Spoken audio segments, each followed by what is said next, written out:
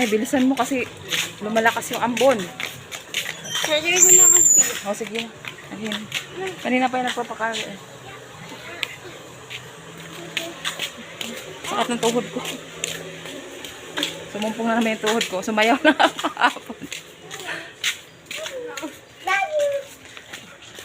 Halog.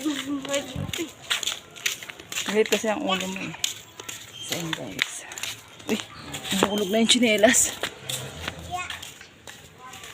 Nahulog yung tsinelas. Ayan. Taba ko pa pala. Akala ko sobrang payat ko na. Ayan!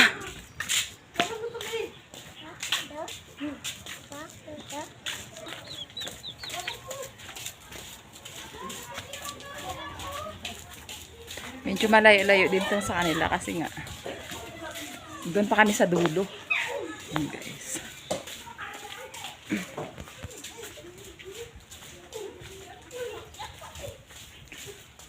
Masakit na naman yung tuhod ko. Ay, nako.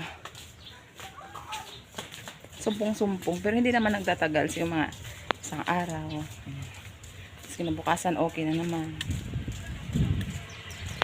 So,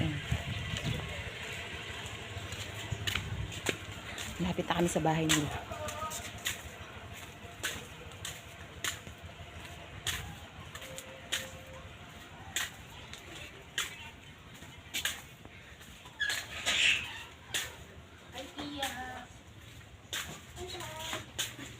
Oh, nakapagsalita na. May naamoy akong mabango. Ah, sabi na. Ayan, dito na kayo sa bahay. Ayan yung anak niya. Okay, kain lang kami. Ang bago, parang nagluto siya ng pansit.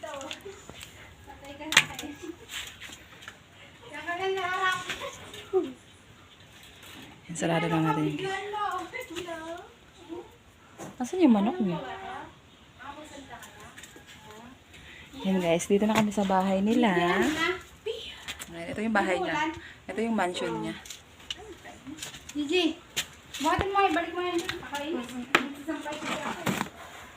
Nagtaba pala agad kayo? Kami nga din, nagsampay din kami. Ang dami naming sampayin. Hindi pa ako natatapos eh. Meron pa akong papal naman eh. May mga puti pa akong sampayin, pero konti na lang. Siguro mga lang yun, mga 5. Dala kasi ni Marjun yung payong. Ah. Ayan siya guys. Oh.